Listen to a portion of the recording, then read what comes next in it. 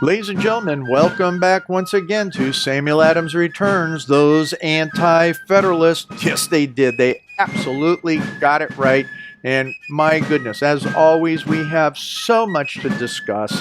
And today we are going to have just an interesting conversation about build that wall. We're going to be talking about, as I promised you last week, that we're having this open discussion as to what's happening with trying to get this wall built. And I am absolutely privileged today to have Quentin Kramer on the phone with us, and he is the executive director of Fund the Wall. Quentin, welcome. Thank you for having me, Tom. Oh, it's a delight. It's a delight. So, how about giving us a little bit of background? When you and I were talking, you're even a telecom guy, which really makes it nice for me because we could really talk the same language. But give us a little background about yourself and and your team, and then how in the world did you guys come about? I mean, what was the impetus for putting this thing together to fund the wall? Absolutely. Well, my background, as you mentioned, is in technology. So the concept of crowdfunding and putting together web services for things is not foreign to me.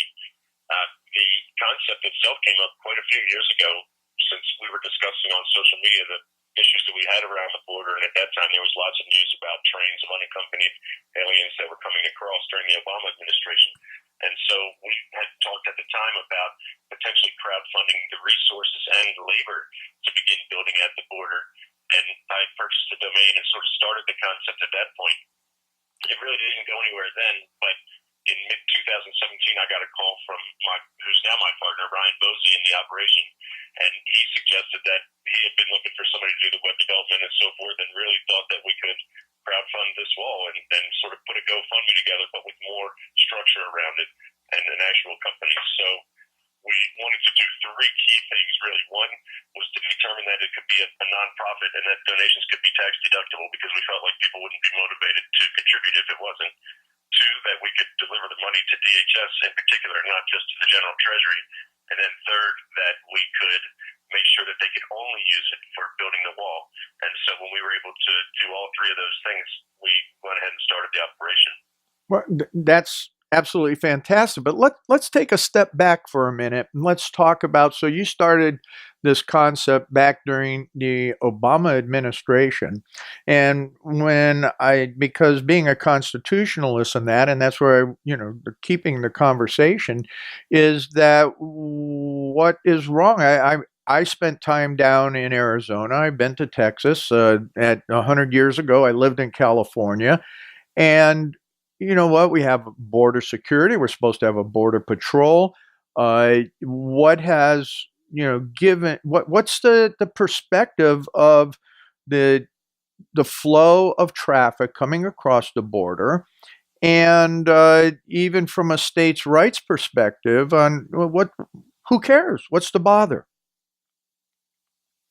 Well, it's not necessarily just illegal aliens, but I think many of us have had a sense that the border has been pretty porous down there for many years. And so we have concerns about children being trafficked and even adults being trafficked across the border. We have Mm-hmm. concerns about the drugs and Yep. potentially terrorists coming across the border and all sorts of other contraband.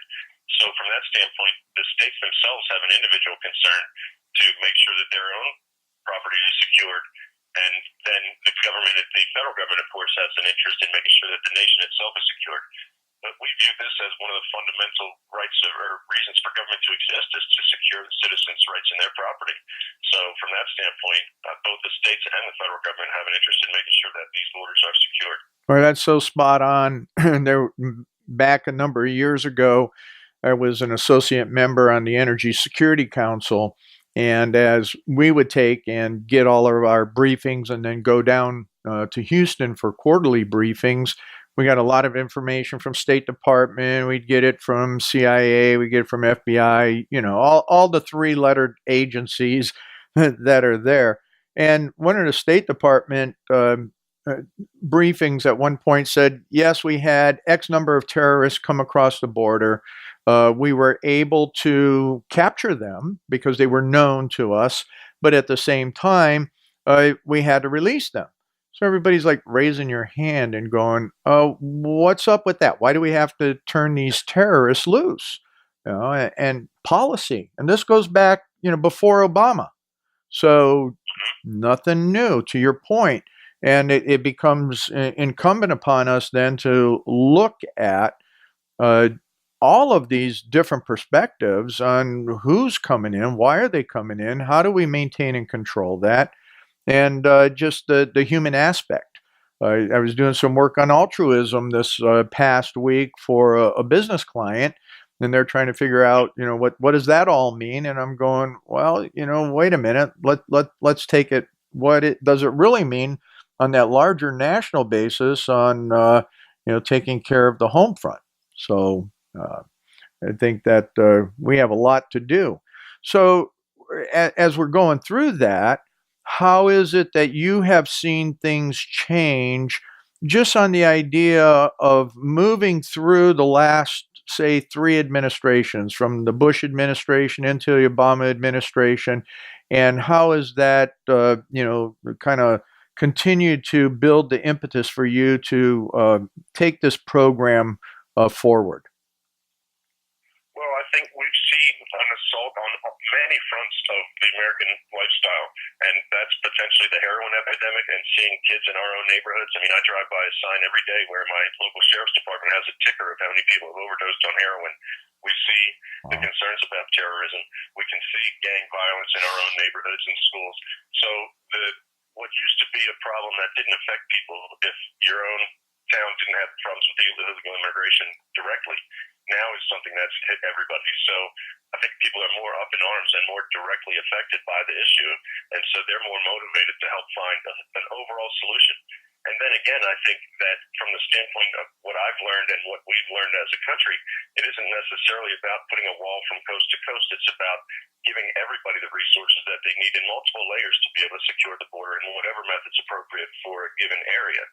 So it could be a wall, it could be technology, it could be more CBP agents that are placed in a given area just to provide depth of resources, and it potentially could also be sheriffs and other citizens groups that are there working in conjunction with DHS to provide additional resources. So, multifaceted control of a given area.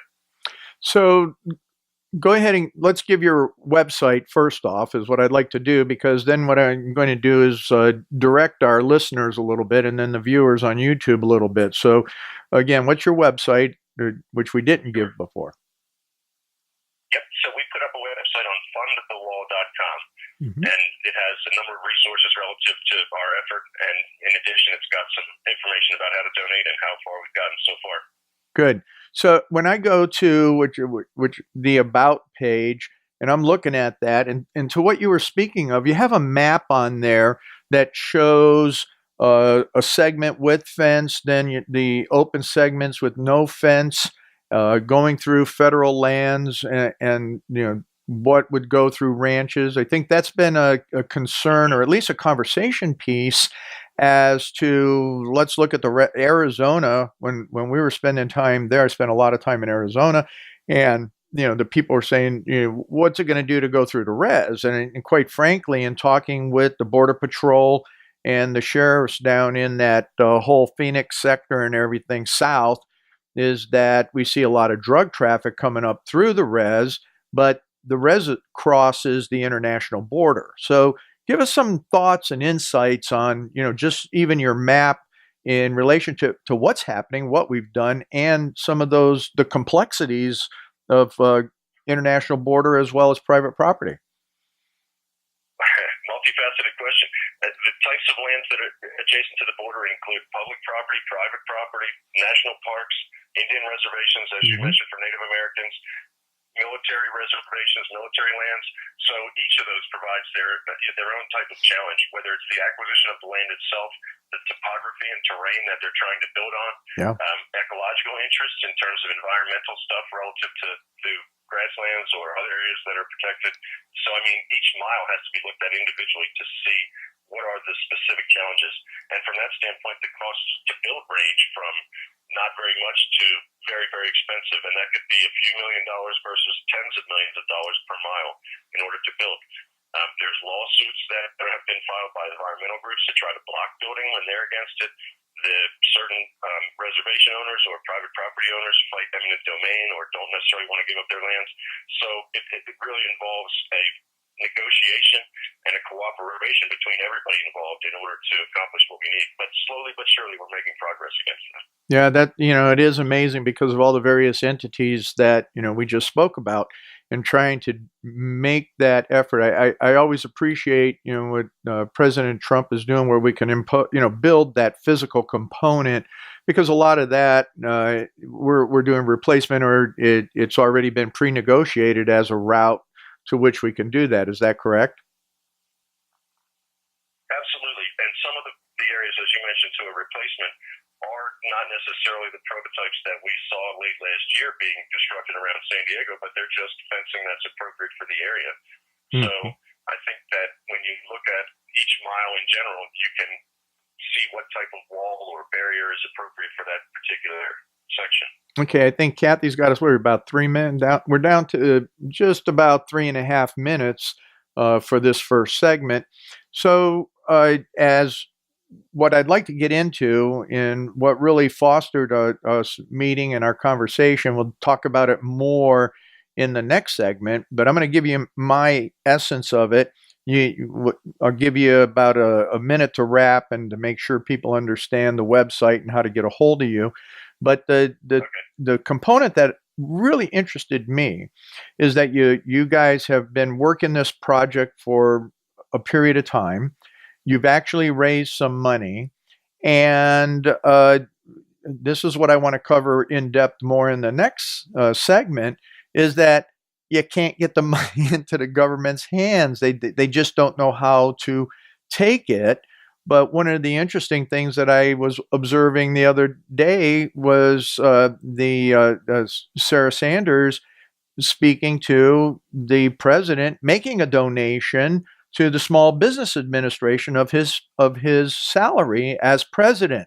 So just give us a kind of here a little bit of a 2-minute perspective, and then we'll really get into just kind of give us the broad brush on that.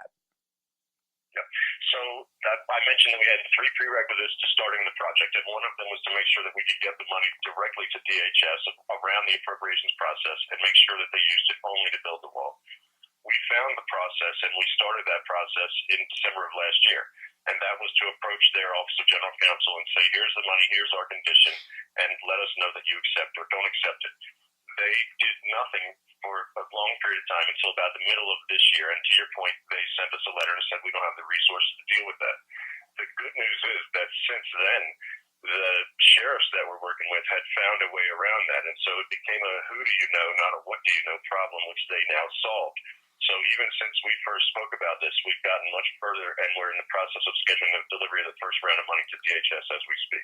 That is exciting. I mean, I'm giving thumbs up here on the video side, and that great opportunity and to deliver the money. So we'll cover this again. We're going to just regurgitate that as we get into the next segment.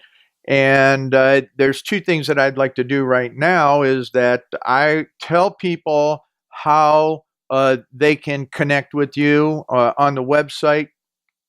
Just give your full spill on how to get a hold of you. Okay, so people can visit fundthewall.com, as mentioned, fundthewall.com. We're on Facebook, facebook.com/fundthewall. We're on Twitter, we're at fundthatwall, and on Instagram is fundthewall. So we got it everywhere except for Twitter. And so at fundthatwall on Twitter. Great. I mean, that's how I found you guys. I don't know, somebody that I ended up connecting with, and they happen to be, from or about your organization. And next thing I know, it's like, hey, have you talked to our founder yet? And I'm going, no. So that was the impetus for you and I getting together and having our initial call. So, this is really great. I'm so excited that we're having this opportunity to have the conversation.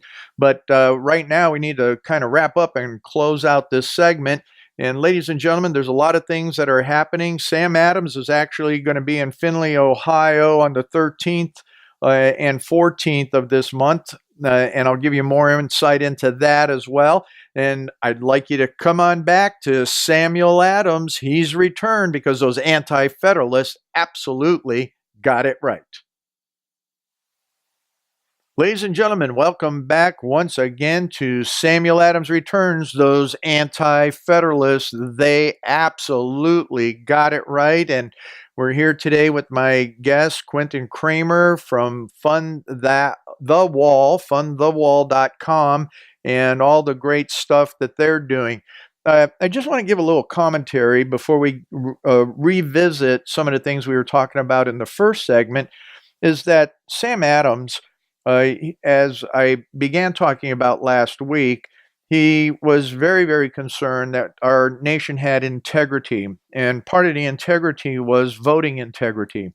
And in that voting integrity, he actually wrote a letter to his cousin John when John became president of the United States, and discussing what was happening at our seaports, and especially in the large city ports where we had influxes of our of people coming in and out. We were having new arrivals. And we wanted to grow the country, and we wanted the best type of people. Even though it was a mix, it was a splattering of those that would come at that period of time. And one of the things that Sam really emphasized was regarding that voter integrity, that those people that would come to vote, if you didn't know them, because again, the cities and all of that were small, the communities were small, so most of those that would be able to give their vote were known. But if they were an unknown person, then they would need to produce some identification. And he indicated, especially those that became new citizens should bring their identification that they were a legal citizen, because otherwise the integrity of the vote would be disintegrated. And those are some of the things that Sam talked about just early on, and brought that to bear, especially with that influx of citizenry. So as we're talking with Quentin today, and what he mentioned in the last segment, it was very, very clear that we all see that it's interesting, and that at the federal level, we have given a states' rights component to the idea that, in a local election, if a community, county, or a state wants to allow students or those green card holders to vote, they're letting them do that. And that becomes, I've got a lot of issue around that, because that doesn't mean that they may have our best interest in mind in that regard. But now we're seeing in the sanctuary cities, and in California in particular, Oregon has done that with motor voter and some of those types of things, that they're really swaying towards illegals voting. What happens to our voter integrity? And, Quentin, I don't know if you want to jump in on that one a little bit, because I think that's what we're talking about is, that voter integrity, as much as what it means to the rest of economics and so on. Any thought on that? Well, I can tell you, as a resident of Maryland, I was extremely concerned when I saw the University of Maryland, which is a flagship university in this country, offering in-state tuition to illegal aliens, and even more so when we saw the town of College Park, Maryland, theoretically voted to allow illegal aliens to vote in their local elections. Yeah. And that is quite alarming. I should think that it's insanity for a country to even be having this debate. Any country that has so many unlawful non-citizens in their confines, in their geography, that they have to be concerned about whether they should be allowed to vote again. It speaks to the core of the problem. Yeah. There shouldn't be that many of them here unlawfully that we're concerned about whether they can vote. They just shouldn't be here. And so that's the core of the issue, right? If we didn't have the immigration problem that we have today, we wouldn't have a debate over whether they could vote. And that's where I think the point we want to get back to. All right, I think you're just absolutely correct in the way you articulated that. It comes down to, are we in fact a country of law? Do we stand on the law? Do we stand on the fundamentals of those core principles that our founders gave us? And what does that mean as it reaches down into local government? It's always incumbent to note that Sam Adams always said, all governance, all politics is local. So when we see these things creeping in at that local level, my goodness gracious, it becomes, systemic after a period of time. It's any thoughts on that?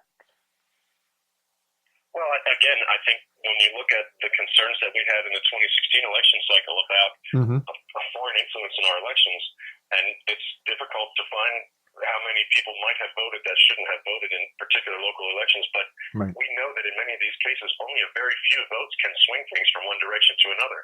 And so Yes. we want to have that process be as untainted as possible. And Mm-hmm. to your point, the candidates that we see today in the Senate and in the higher positions started out in local positions. And Right. to the extent that we can make sure that those local elections are with the candidates that actually represent local citizenry, that's key. Yeah. And we'll get back to that maybe as we get into the third segment. But, now the big circle, it took us down a little bit of a different path compared to the where I wanted to circle back from that first segment is that, I am just excited. Big thumbs up that there's a mechanism by which now, Fund the Wall can get the money to the proper entities to accomplish what we need to accomplish. Uh, Go ahead, tell us more about that because I'm excited. You mentioned that. Talk about again, elaborate on what in the world you had to go through because I thought your story was painful in everything you had to go through to get to the success you're having now. So maybe go ahead, give us the story because I think people need to hear that on the mechanisms of bureaucracy. Absolutely. Well, and you made the analogy about President Trump donating his salary to the government for specific uses, and the opium epidemic was one that he did with Health and Human Services in the past, Mm-hmm. and so forth. So we emulate that same thing where we allow people or facilitate people to donate to DHS. We had to find a process to do that, and we found that with DHS, and we found that we could deliver money with conditions. And so, of course, our condition is only to be used for building a wall. Mm-hmm. We had to approach their Office of General Counsel and have them approve the condition, and it had to be, of course, within their mandate. So we did that. We sent them a letter in December of 2017. The first time we heard back was pretty quick. They said, "We're not sure what to do. We're looking into it. We'll get back to you." And so then we heard back one quick time later. They said they were going to come up with a list of questions for us, which they never did. And then we got in July of this year a letter from them that said, quote, "We do not have the resources to process external donations at this time." What's that mean? Wait a minute. I gotta ask you. Stop there a second. What does that mean? I mean, it's like all you got to do is take a check in and go to the bank, don't you? Pretty much. That's it. And put it in the right account, right? Yeah. So it was frustrating. And from our standpoint, the issue was that we really didn't have anywhere to go. From the escalation from where we were at that point was either the Secretary Nielsen or President Trump directly. So we started public awareness campaign, right? We started a petition and we went out to Twitter and we were on Facebook and we're telling everybody what we're doing and kind of where we're stuck. But it's a bad place to be stuck because you can't really collect money in good faith at that point. We're sort of crowdfunding the wall, but not really, right? Uh-huh. And that was kind of where we were. But thankfully, some of the sheriffs that we're working with, and they've been trying to do the same thing. And so they found the way through and knew the right people, got that process opened up. Yeah. So now DHS can and will accept the money, and we're working on getting that scheduled as we speak. Awesome. So when are you making that first check delivery? So we've actually, between the sheriffs and us, we've already crossed $100,000. So we'll make the first delivery of $100,000. We're actually working on getting that scheduled. We're going to make an event out of it. So we've had some sheriffs that are going to come and speak. We're working with angel families that we want to have come and speak. And so we'll have some publicity around that, and hopefully that'll raise additional awareness for the next set of funds that we want to deliver.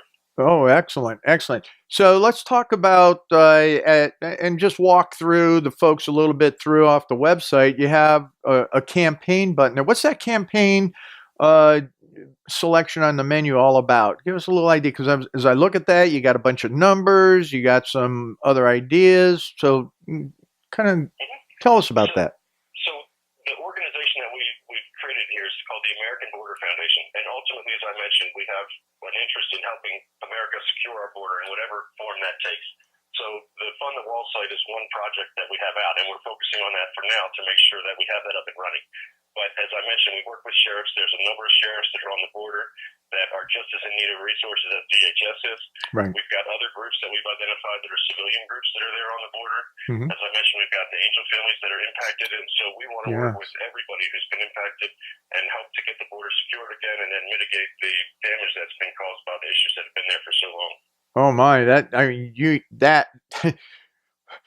are you sure you're not an attorney or something? Or, what? I always look here. I point over my left shoulder.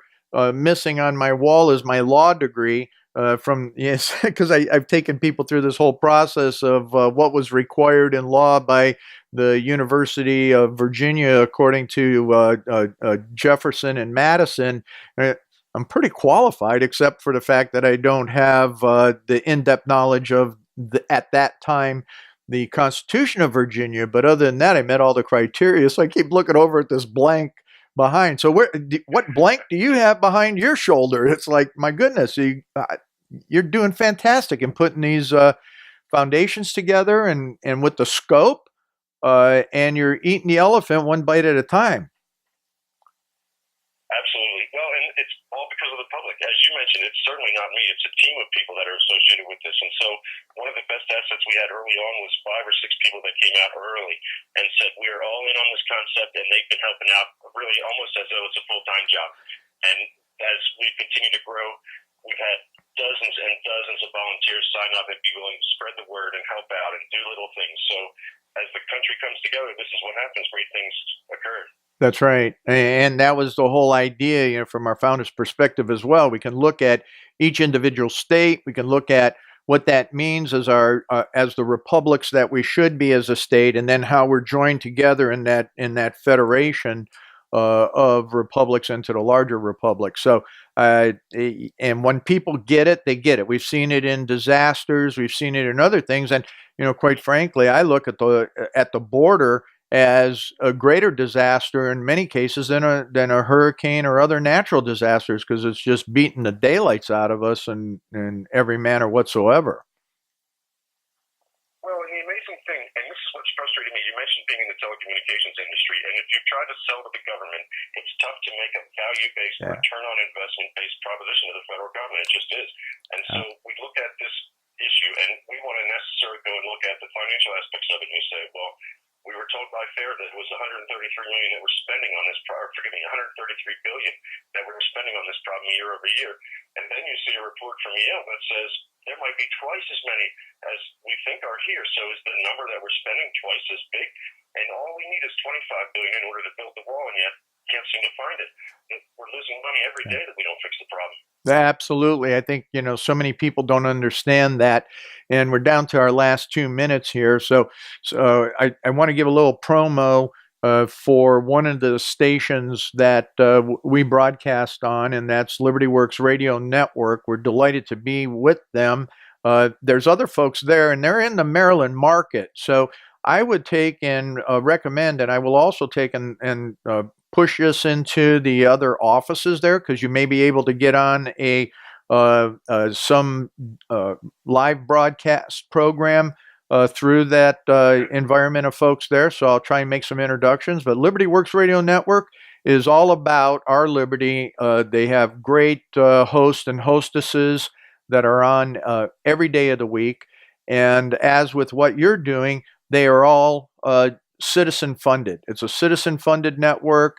So I always encourage people to get on the website, check them out, and hit that donate button to take and help the network, and as my primary network in the opportunity to have this time out there talking to other folks like yourself. So it's been a real privilege.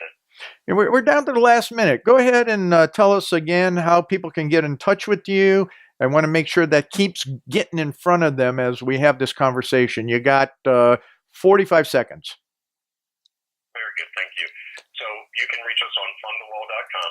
We've got a site there that's set up with all the resources that you need to be able to see our progress, see what projects we're working on, and make a contribution. You can reach us on Facebook on facebook.com/fundthewall, on Instagram on Fund the Wall, or on Twitter on Fund That Wall, at Fund That Wall. And there's people pretty much 24 hours a day that will answer any kind of inquiry. Excellent. Thank you very much. And ladies and gentlemen, I sure appreciate you being here with Samuel Adams as he returns, because this is what Samuel Adams really promoted in the integrity of our nation. And you know what? Those anti-federalists, they absolutely got it right and were predictive in so many things that we're dealing with today. So come on back in the next segment. Ladies and gentlemen, welcome back once again to Samuel Adams Returns. Those anti-federalists, they absolutely got it right. You know what I forgot to do in the first two segments? I forgot to introduce myself. This is Tom Navolis, your host, and but you already knew that. That's why you're here, is to find out more of how we take and look at those mirrors in history and the concerns that our founders had, and as I always close the segments with, is what the anti-federalists were concerned about as this new Constitution was being put in place. That's why we ended up with some of the most critical aspects of what a Bill of Rights is, and that those were ideas, those were amendments that would take and more greatly secure the rights of the states and the people, and give a clarification on what was the limits of the federal government, because Sam Adams and a number of the others, Patrick Henry, and so were really, really concerned that there could be a potential of a consolidated government that would subsume the activity of the states. And in many ways, when we sit back and we look at what has gone on with uncontrolled bureaucracies in particular, we see that, oh my goodness gracious, it becomes problematic and almost, looking back over history, predictive. And so as we're talking with Quentin today about funding the wall, and we're going to revisit what he talked about in the last segment relative to the number of illegals that are actually present here and the cost that it is inflicted upon us as a citizenry in direct cost and indirect cost. We're not going to get into all of that because that's a whole topic unto itself.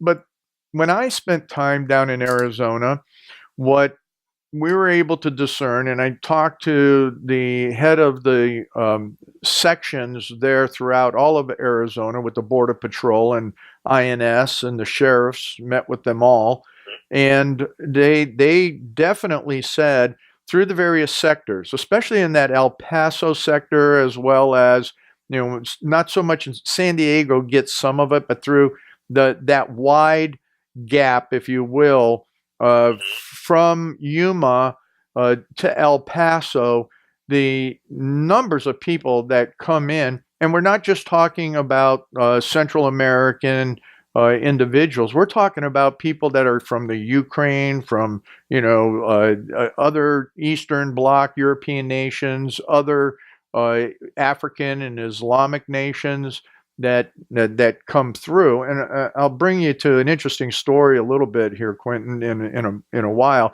But what I wanted to drive back to was that cost. Bring that back. I know that the Border Patrol, the heads of the Border Patrol that I talked to, they're saying, you know what, we can be rough numbers exceeding 80 to 100 million that have come in over the last 10 to 12 year period. And so when you tie that cost factor to that, I thought, wow, these guys would know more than anybody else. So go ahead and reiterate what you were saying on the numbers, the cost factor, some of the things that you've learned, and thoughts on that. Well, we always want to be in a position where we can trust these statistics, and there have been numbers that have been thrown around, typically around election time. I've seen anywhere from 10 to 30 million, usually, about how many unlawful non-citizens are present in our country at any given time. And I've seen recently that I think it was a Yale MIT study that said that they estimated the number at around 22 million. The curious debate that's going on is around the census, isn't it? Yes. Whether or not they should be counted in the census, or the question should be asked in the census, because I think that would help us really get to the tightness of what that number is. But to your point about the costs, I mean, by having a barrier of some sort in place on those sections, it keeps the number of CBP agents required to respond down, and it tends to funnel people towards those ports of entry where they're able to be processed if they are, for example, requesting asylum. But people don't see the numbers that are approaching there that are not from Central or South America. To your point, we've seen hundreds of people from Bangladesh being arrested this year trying to cross illegally. And we've seen lots of other national countries, China in particular, India in particular, where they're coming in from the south like that now instead of trying to come in other ways or overstay visas. So the costs associated with that are astronomical, not only from the standpoint of the enforcement, but from the standpoint of the impact elsewhere in the economy, from education and healthcare and other areas of social services that they're consuming that are really designed to be provisioned for tax-paying citizens. Yes. Yeah, and that goes to this story that I got from this one sector leader for the Border Patrol. He was going that at one time, many years ago, when he was working that El Paso sector, he says El Paso, if you really think about it, when it gets to be nighttime, they're one of those places that pretty much roll up the sidewalks. And so he's out on patrol, just driving through the city. And here's these three guys kind of meandering along, trying to figure out, it was obvious they didn't belong there because of the time of the evening, so on and so forth. So they, stopped and started talking to him. And here they have this Eastern European accent. And so they said, "Come on, guys, we'll give you a ride. Let's go. Let's go. You don't belong here, do you?" They go, "No, we were on the tour bus." And they go, "Tour bus?" And so the long story short is what they were able to get intelligence on was an Eastern European smuggling ring that would develop passports, would get people to Mexico City, and then come across the border as on a tour bus. And then from where they would go with the bus, once they would make a stop in El Paso, just, basically a bio break at times. And these guys got off the bus and never got back on. So that's what happened with them. But they take them up to, they were headed to Chicago. And that's where that bus was going to go, was to Chicago, to disperse the people to go out from there. And they were all Eastern European. And you're sitting there going, wow, how's that work? They happened to be from the Ukraine, of all places. So what's going on over there? And I think that becomes very, very interesting to understand that people don't. It doesn't matter where else in the world people want to come into the country, but you know what? Don't you think they need to come in legally? I mean, that's rhetorical. I know it's obvious, but we do have a mechanism, and we're seeing that under this particular administration, we're actually gaining some really great ground in reducing or forcing the reduction in different ways of not only the illegal, which is still pretty tremendous, especially with the unaccompanied children, but also what we're doing with all of the H-1Bs, H-3Bs, and all of that. People don't understand how that works or how it doesn't work. Do you have any insight into that yourself? Well, in terms of the visas, I know that we had a recent bill that was in the House. I don't think it made it past the Senate, but there was a significant increase in the number of visas that would have been issued relative to trying to get some funding for the wall. I don't think that that's going to advance very far, but I think that as we look at America expanding and trying to increase our internal manufacturing base and continue to increase our economy, obviously we need some number of people coming in here to do work. But I think the argument that people aren't skilled here in the country or that we don't have the right number of skilled workers is a bit disingenuous, and it's typically, we find, from people that are trying to keep their wages low and not necessarily pay Americans to do that work. So we want to make sure that the numbers that are coming in here are the correct level for whatever skills that we have a gap in, presuming that gap exists. And that was the expectation, of our founders as well, except for the several times that we had large influxes because of either famine or countries taking and trying to push people out to somewhere else for whatever reasons that they had.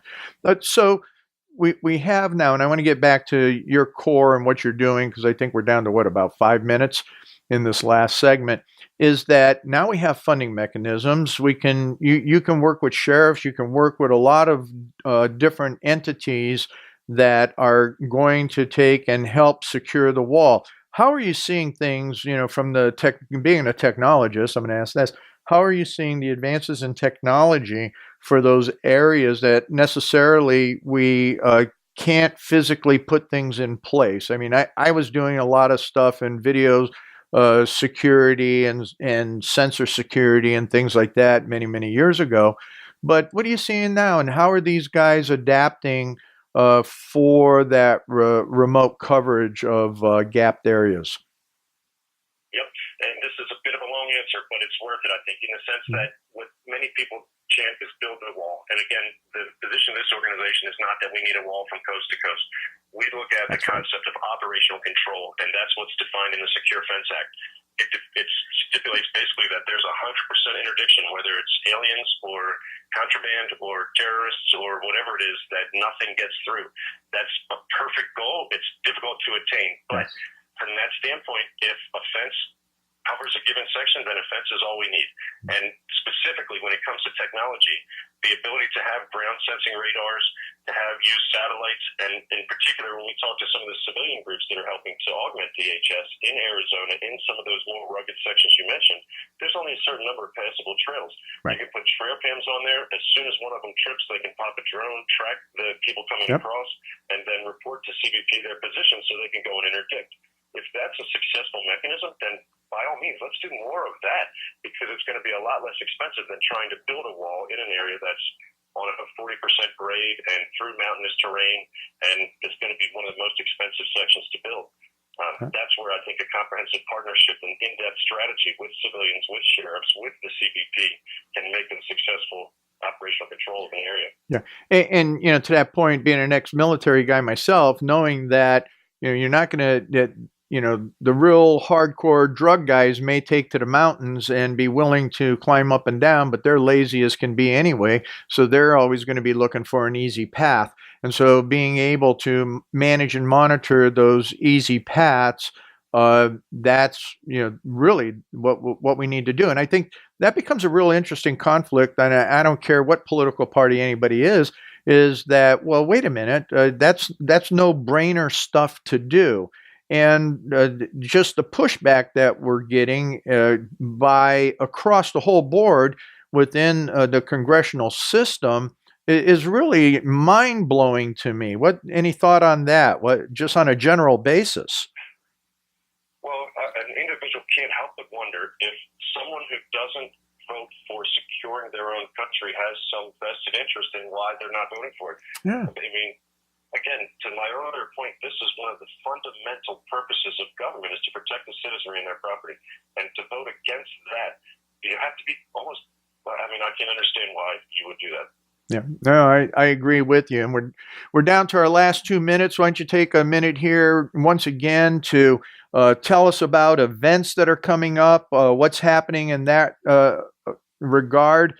And again, I definitely want people to hear how to get a hold of you. Absolutely. So we're on fundthewall.com, and we've got volunteers that have sprung up all around the country. We've got events of all sorts getting ready to happen. So we've met up with one organization that was putting on a walkathon of sorts, and so we expect that that'll be coming up in the springtime. We've got a number of events at local establishments that are willing to pitch in and have, for example, a Friday night pizza fest where they're putting money in. We've got volunteers that are getting ready to put up flyers and stickers and all sorts of things all around the country. So I think what you're on the front end of here is really a nationwide campaign to really bring border security to the forefront of our consciousness and make this the next thing that we pitch in on and solve for ourselves as a nation. Fantastic, and I'm glad you closed the loop with Sue. I think that's phenomenal. As well as I'm the president of Geauga County Tea Party here, and we have issues in Northeast Ohio as well. I don't think there's any state that does not. So I'm going to connect up with you after or later to see how we can do things here in our county, Lake County, and the 9 counties that I work with to figure out how we can help support this effort from a citizen level. So we're down to our last 20 seconds, and I'd like to wrap up. I want to thank you, Quentin, for being with us today. And ladies and gentlemen, as we look at Samuel Adams Returns, the Anti-Federalists got it right, please go to the website, samueladamsreturns.net, where you'll be able to hear and see the archives. And, check out my books as well. You see them up here, those on YouTube. But come on back next week when Samuel Adams returns, because those Anti-Federalists, yes, they did. They got it right.